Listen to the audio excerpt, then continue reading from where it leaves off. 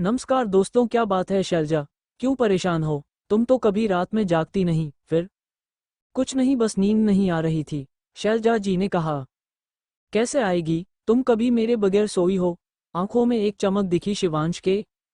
सुबह 6 बजे ही शैलजा जी की नींद खुल गई।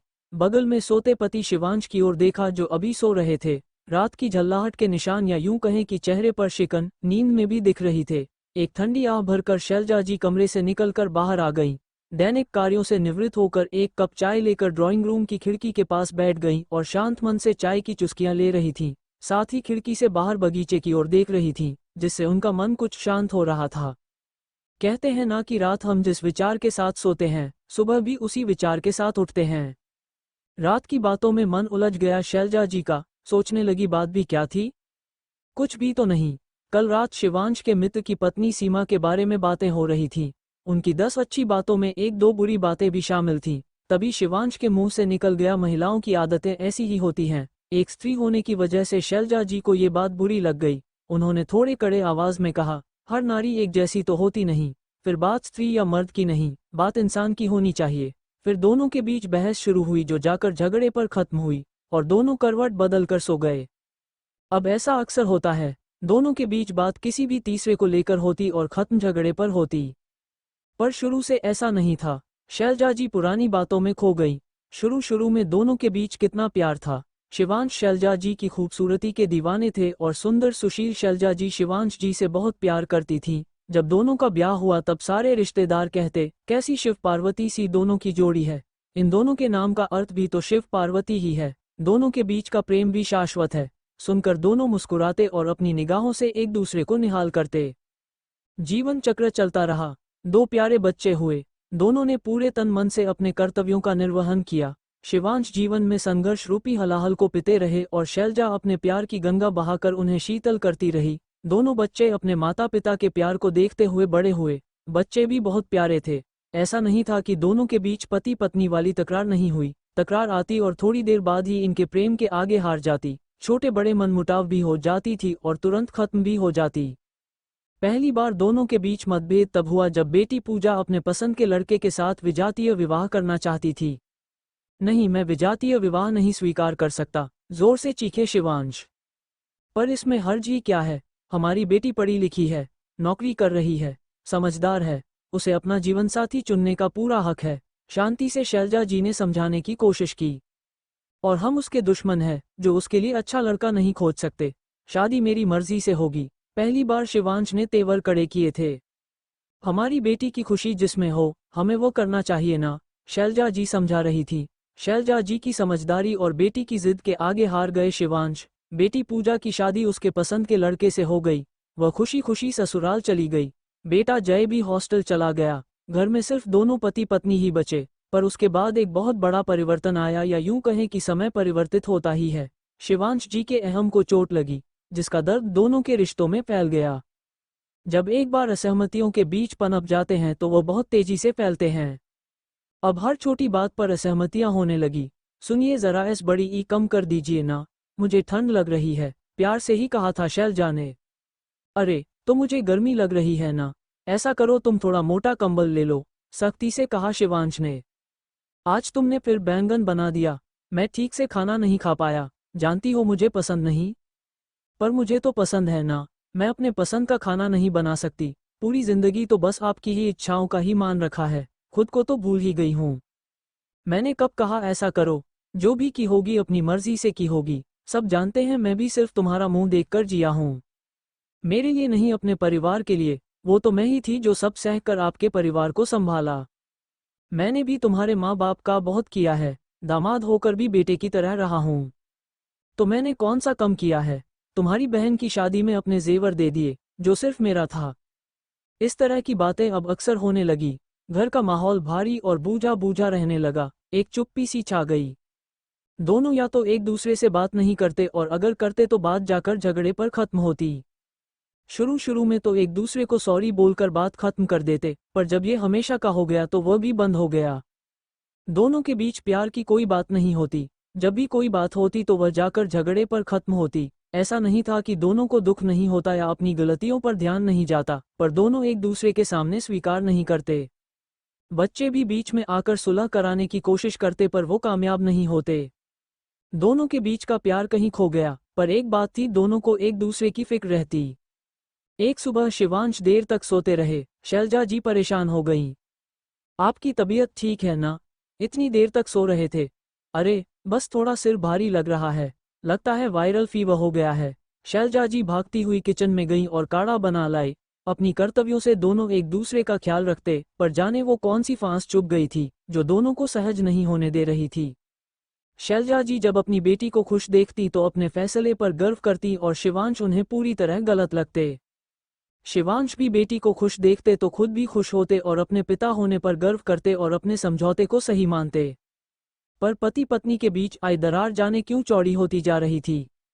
एक दूसरे का ख्याल भी अब दूर से रखा जाने लगा। बच्चों को माध्यम बना लिया जाता, पर मीठे बोल, अपनापन, नज़दीकियां सब खो चुकी थीं। दोनों के बीच अपनी कोई बात होती नहीं और किसी और की बात होती तो झगड़े पर खत्म होती।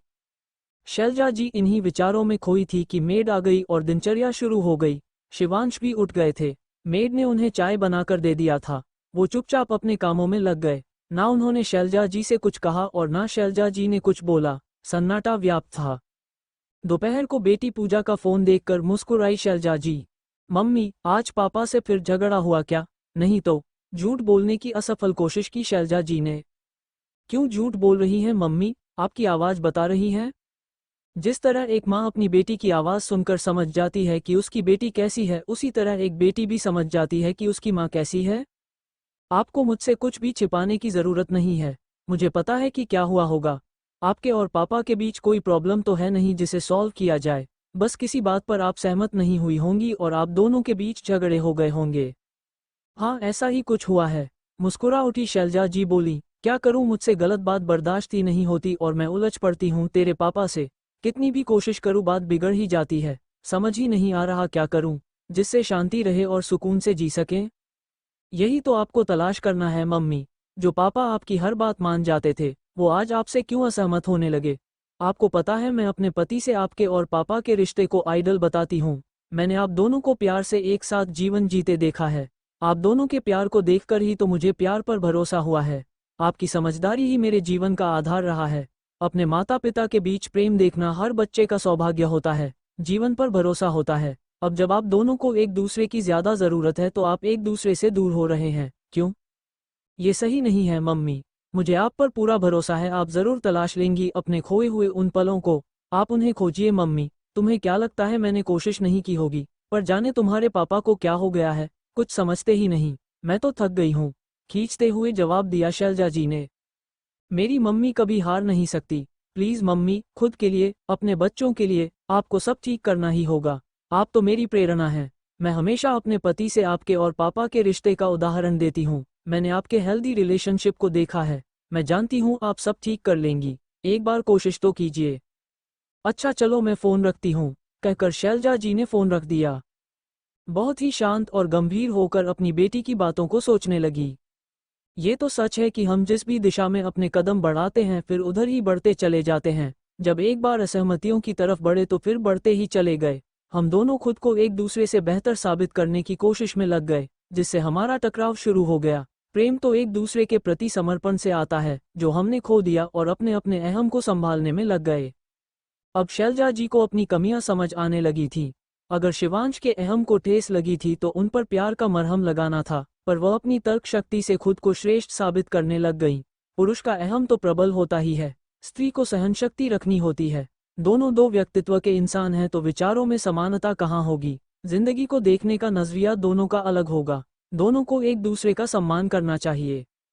पहले तो ऐसा था ही क्योंकि दोनों के बीच प्यार था और प्यार इन सब विकारों से ऊपर होता है। समय के साथ हम दोनों के बीच का प्यार कहीं खो गया, हमें उसे ही ढूंढना है। शैलजा जी ने तलाश तो कर ली, पर उन्हें अमल कैसे करें, इसी ऊहापोह में थी। शाम को शिवांश आए। कपड़े बदल कर चुपचाप चाय पीने लगे। शैलजा जी को समझ ही नहीं आ रहा था क्या बोले। थोड़ी देर बाद शिवांश टीवी पर न्यूज़ देखने लगे। शैलजा जी करीब जाकर बोली, लाइए आपका सिर दबा दूं। पर सिर तो दुख नहीं रहा। हैरानी से शिवांश जी ने शैलजा जी को देखा। अच्छा, फिर पास ही बैठ जाती हूँ। दोनों चुपचाप एक दूसरे के पास बैठे रहे। कहने के लिए कुछ भी नहीं था या बहुत कुछ कहना था जो दोनों कह नहीं पा रहे थे। रात का खाना खाते हुए शैलजा जी ने कहा, ऐसा करते हैं कहीं घूमने चलते हैं, एक ही तरह के माहौल में रहते हुए ऊब सी गई हूँ। पर हम जहाँ भी जाएंगे हमारे फिर झगड़े होंगे, तो कहीं और जाकर झगड़ा करने से बेहतर है हम यहीं रहकर झगड़ा करें, शिवांश जी ने उत्तर दिया। शैलजा जी उदास हो गईं, उन्हें समझ ही नहीं आ रहा था सब कैसे ठीक करें। रात शिवांश जी के सो जाने के बाद भी शैलजा जी को नींद नहीं आ रही थी। लगातार करवटें बदलने के बाद बाहर बरामदे में आकर बैठ गई, तभी अपने कंधे पर शिवांश जी की हथेली महसूस हुई। क्या बात है शैलजा, क्यों परेशान हो? तुम तो कभी रात में जागती नहीं। फिर कुछ नहीं, बस नींद नहीं आ रही थी, शैलजा जी ने कहा। कैसे आएगी, तुम कभी मेरे बगैर सोई हो? आंखों में एक चमक दिखी शिवांश के। मैं जानता हूं तुम सब कुछ ठीक करने की कोशिश कर रही हो। मैं शाम को घर आया तभी मुझे मेरी पुरानी शैलजा दिख गई थी। मैं तो बस तुम्हारे कहने का इंतजार कर रहा था, पर तुम कह नहीं पाई और तमाम बहाने ढूंढती रही जिसकी जरूरत नहीं थी। मैं तुम्हारा पति हूं, बस मेरी बाहों में आना था, पर तुम आ ना सकी। जानती हो क्यों? तुमने मेरे और अपने बीच श्रेष्ठ होने की लकीर खींच ली, जो नहीं होना चाहिए था। मैं यह नहीं कहता कि मैंने गलतियां नहीं की, पर इन सब के ऊपर एक सच ये है कि मैं तुमसे बहुत प्यार करता हूं और तुम्हें परेशान नहीं देख सकता, इसलिए तुम्हारे पास चला आया। सारे लड़ाई झगड़े असहमतियों के ऊपर सिर्फ एक चीज है, जो है प्रेम। प्यार के आगे सब हार जाते हैं और हमें इसे ही बचाना है। जाने क्यों ये छोटा सा काम हम क्यों नहीं कर पाए? हम दूर जाने के सैकड़ों कारण देखें, पर पास आने का एक छोटा सा प्रयास नहीं किया, जिसका दोषी मैं भी हूँ। अगर हम अपनी खुशियों का रास्ता तलाशते तो हमें जरूर मिल जाता। शैलजा जी शिवांश के सीने से लग गई। शैलजा जी की तलाश पूरी हो गई थी।